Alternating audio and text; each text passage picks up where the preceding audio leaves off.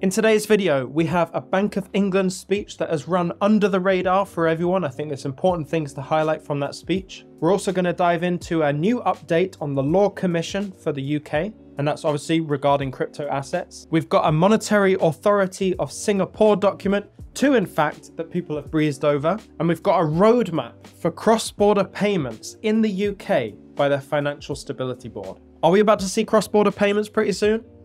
Let's find out.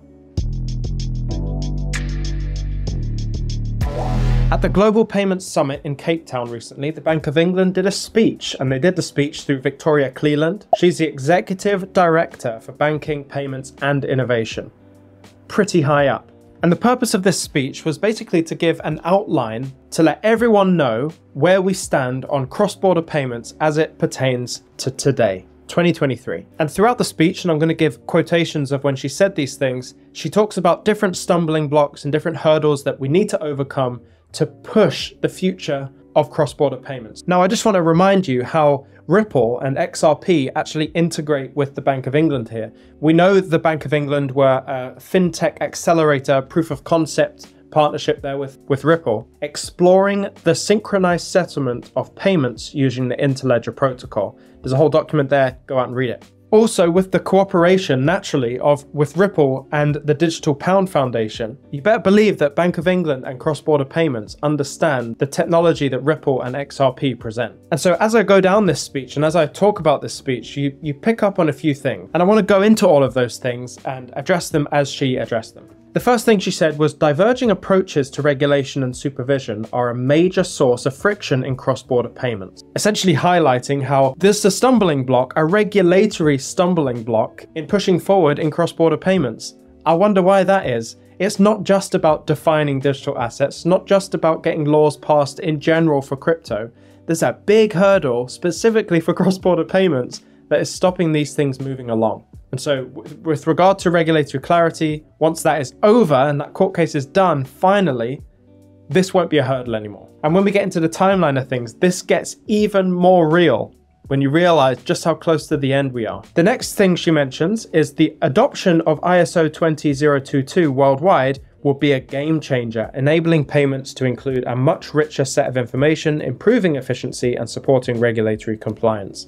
Now, when I think about anything ISO 20022, I always understand that Ripple has been made specifically so that it's interoperable with lots of different messaging standards. I mean, it's designed to be compatible. And I remember an interview with Brad Garlinghouse where he openly says, you know, we're trying to do payments, but we're also trying to do messaging. So we're kind of trying to do it all in one, but for the meantime, we've got to use the standards that are available. And that is ISO 20022.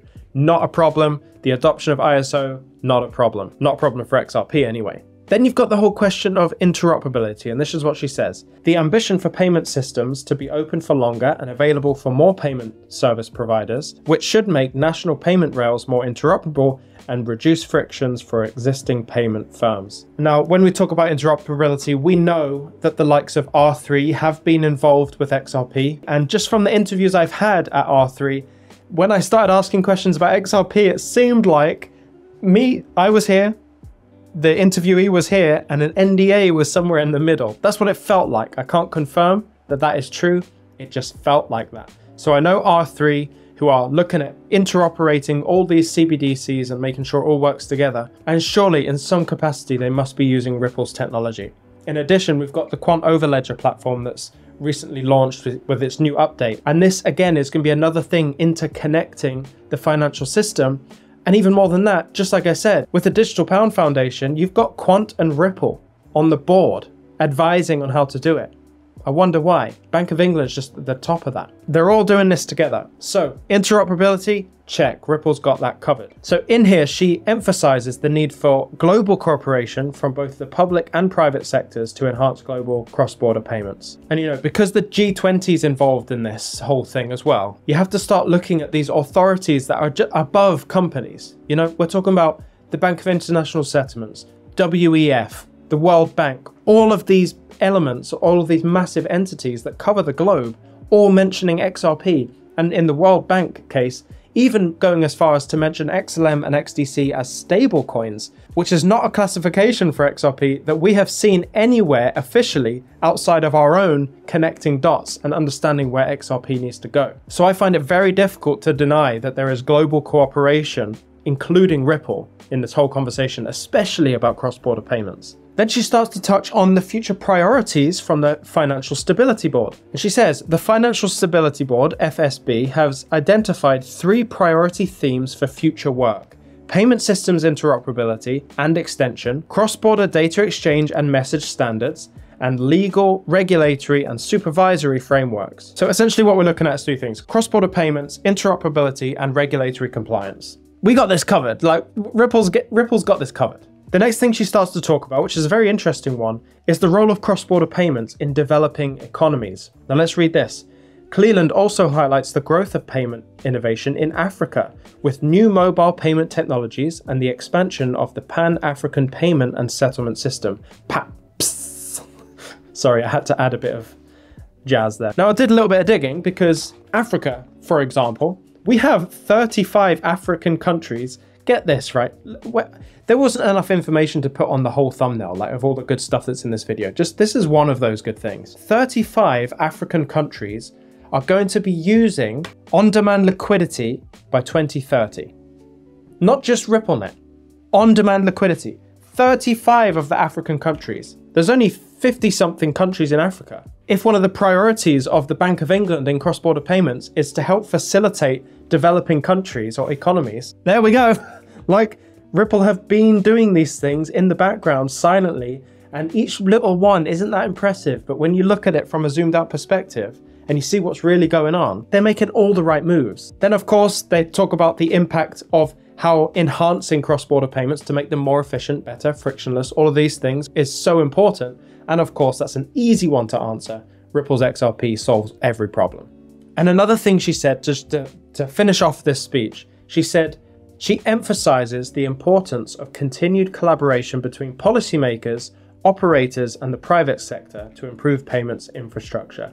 So there's still room to adapt, there's still room to improve, but it's really important that as we go on, especially for Ripple, even though they've done so many of these partnerships over time with banks and everyone, it seems, they need to continue to do this, to drive it through, not just to have 35 of the African countries. Let's get all of them. Let's get every single country in the world, right? Let's keep moving towards a whole change of the whole system. I found that document very exciting because I know the connection between Bank of England and Ripple's involvement in cross-border payments, which is essentially the primary thing that XRP does and is good for. I also wanted to hint at something that's happening as well. I found this on the Law Commission website. You can have a look at all of the different initiatives that they're going through and trying to push these things into law. This one's really interesting, and this is them basically deciding, creating documentation and reporting on digital assets as they relate to which law they fall under and which court they fall under.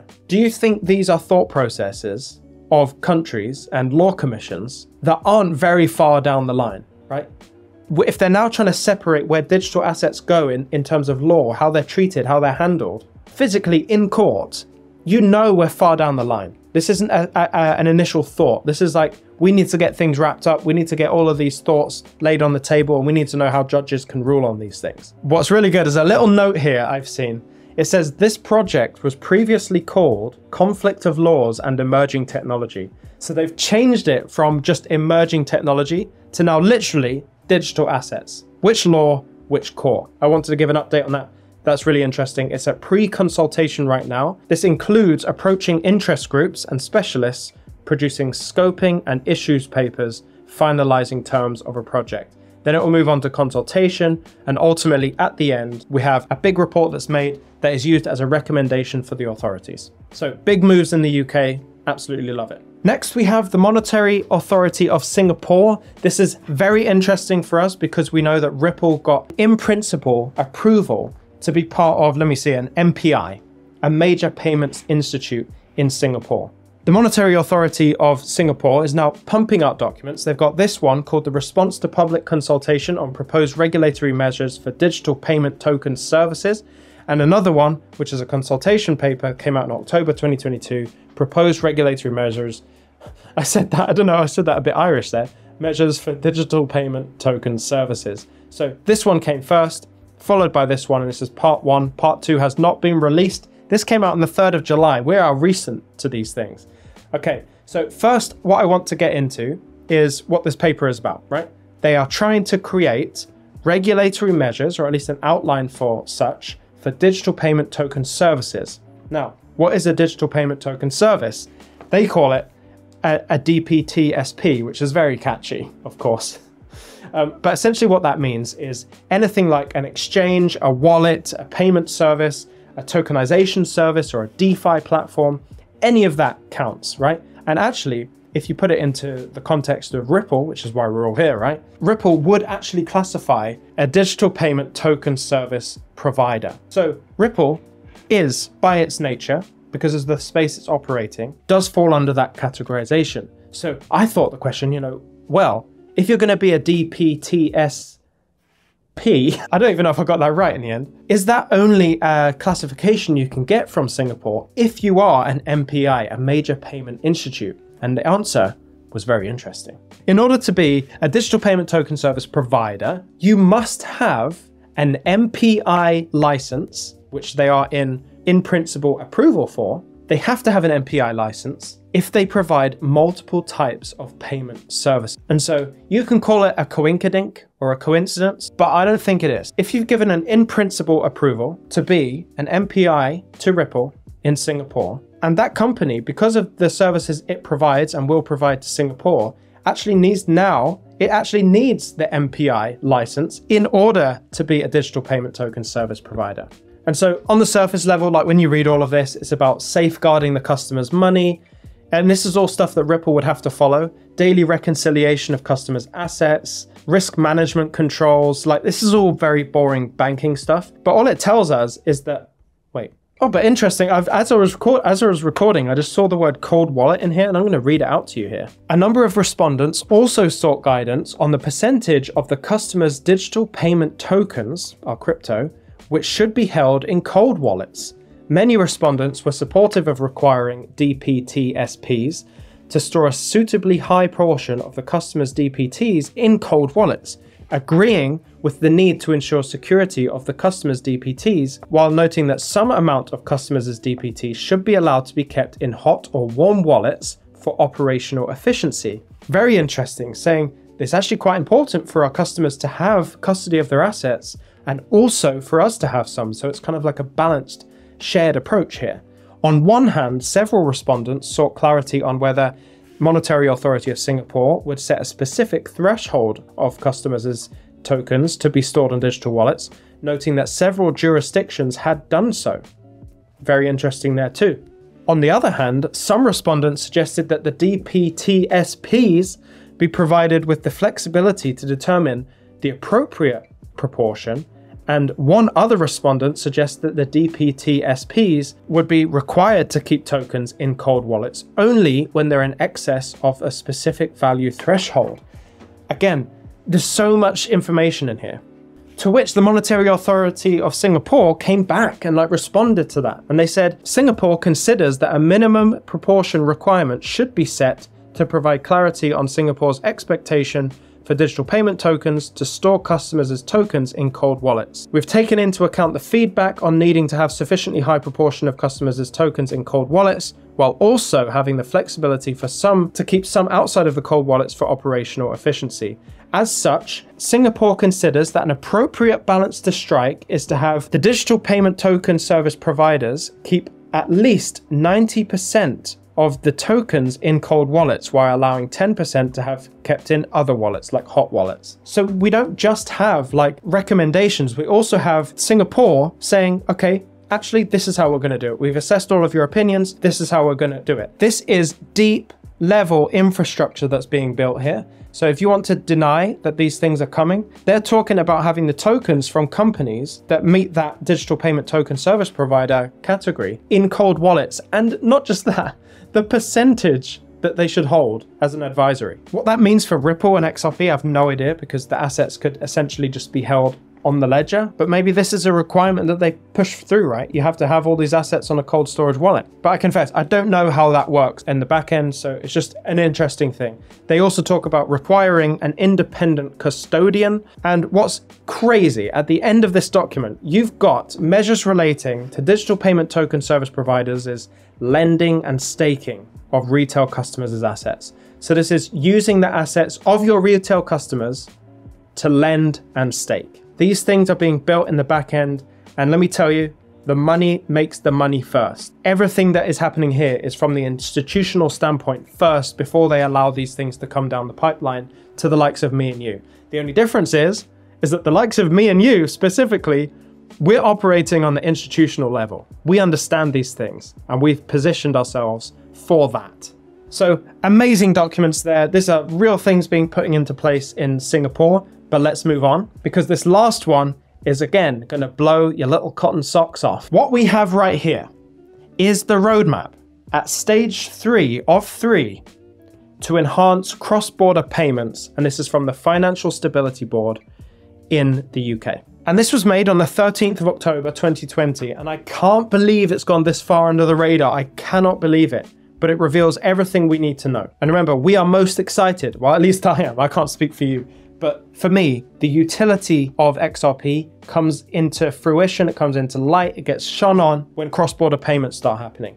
This document is exploring the new payment infrastructures and the timelines that go into all of these things. It even touches on CBDCs. So I want to touch on a few of the building blocks. So what they've done is they've created 1 through to 19 building blocks. Each one of these building blocks has a timeline and a list of sub things that need to happen. This goes everywhere from infrastructure to regulation to CBDCs. And there's a nice little graphic here basically saying there's 5 different elements of cross-border payments, what we need to do in order to enhance them. They are public and private sector commitment, regulatory, supervisory and oversight framework, existing payment structures and arrangements, data and market practices, and new payment infrastructures and arrangements. So we are most interested here, I would say, in E, because this is about the new payment infrastructures and the timelines associated with those. So I want to breeze down the page here and you'll be able to see these.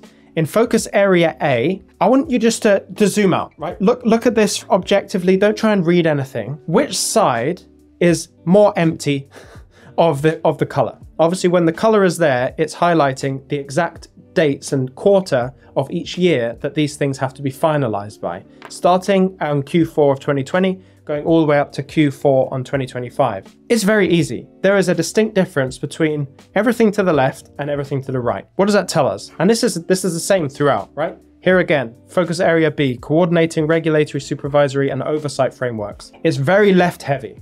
The next one, focus area C, existing on payment infrastructures and arrangements, very left heavy. Another one, focus area D, data and market practices, very left heavy. And the one that we wanted to talk about, this focus area E, extremely left heavy. Now let me point something out to you here. That line that goes right down the middle of that timeline, that's 2023, Q1 2023. Where are we right now? Q2. We're in Q2 2023, and if you highlight here, if Editor Lee can highlight this, from Q3 2023 all the way to 2025, there is very little left to do. And so what do I take from all of that? Well, what I take is that there's very little left to do from this point. I mean, very little. When we look at new payment infrastructure and arrangements, basically everything from building block 17 all the way down to almost the end of building block 19, there's nothing left to do. And this is the infrastructure that's going to facilitate the payments cross-border. We're talking about cross-border payments here. So you look at that across the board, very left heavy. Everything mostly has already been done, but there's a couple of things that are yet to be done. And these are the final hurdles between now and when cross-border payments are up and running. One of those is building block 4, and this is aligning regulatory, supervisory, and oversight frameworks for cross-border payments. And so it started in March 2022 and it will end in September 2023. And this is what they want to happen by September 2023. Each relevant national authority will publicly communicate how it plans to address gaps or areas for alignment, if any, that were identified. So according to the regulation, if there are any gaps that were identified in the regulation and the frameworks, it has to be identified. They have to be able to publicly communicate with everyone how it plans to address those gaps, right? That's a concluding moment for building block 4. Then we've got building block 6. This is reviewing the interaction between data frameworks and cross-border payments. And this has to happen by December 2023, and it started in December 2022. The SSBs adapt their regulatory, supervisory, and oversight standards or guidance. So based on things that have happened earlier and recommendations that I've made, they actually have to adapt their regulation and their standards by 2023. Building block 8 talks about fostering KYC and identity information sharing. And by September, again, 2023, the FSB, the Financial Stability Board, have to coordinate the development of a framework for requirements that shared or interoperable CCD infrastructure should meet. So our framework for interoperability by September 2023.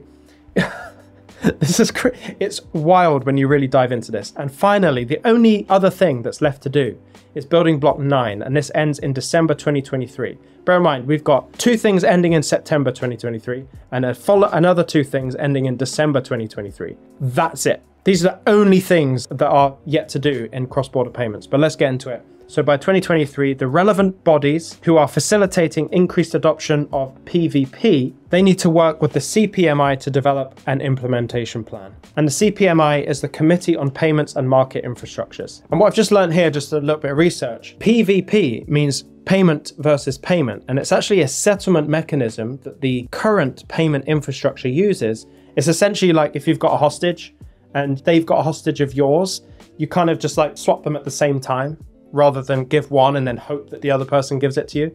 It's a way that, you know, the traditional system has settled funds. And actually, now I think about it, using payment versus payment settlement, even if it's a traditional system type of thing, I'm wondering now that because we're talking about cross-border payments and we know the world is moving toward digital currencies, we know this, we don't have to argue that, would Ripple's on-demand liquidity payment system, where you've got the currency, swaps to XRP, swaps to the final currency, whether that would actually classify due to its speed as a PVP settlement. That would be interesting and something I want to follow. I've also just seen a massive Bank of International Settlements document talking about PVP and how they want to increase the adoption of that. So it must be important in this new world, something I have to learn. But when I look at this objectively, looking at all these timelines physically, it seems like the areas that have the most that are happening right now are regulatory and supervisory frameworks and existing payment structures. These all seem to be bleeding a little bit more into Q3 this year,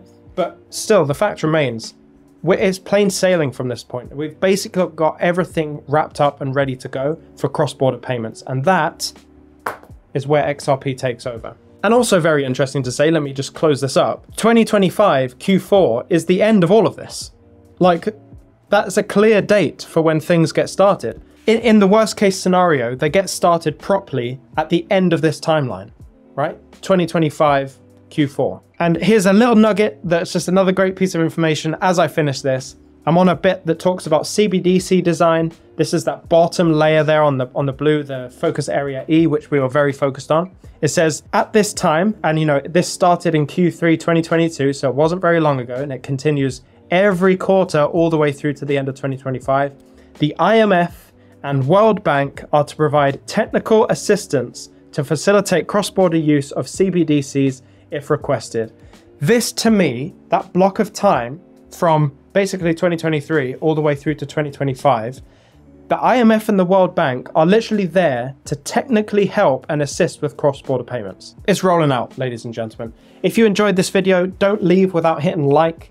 Hit subscribe if you want to come back for more in-depth understanding like this. This is a crazy video. We got into so much today. The notes are ridiculous. The hours spent into this video are unheard of on YouTube, but here we are anyway. If you want to watch my podcast where I talk to experts in the field, you can click this video. And if you want to watch the video that the algorithm suggests that you watch based on your interests and your behavior, click the other video. And you can also click my face to subscribe. Stay emotionless, and I'll see you in the next one.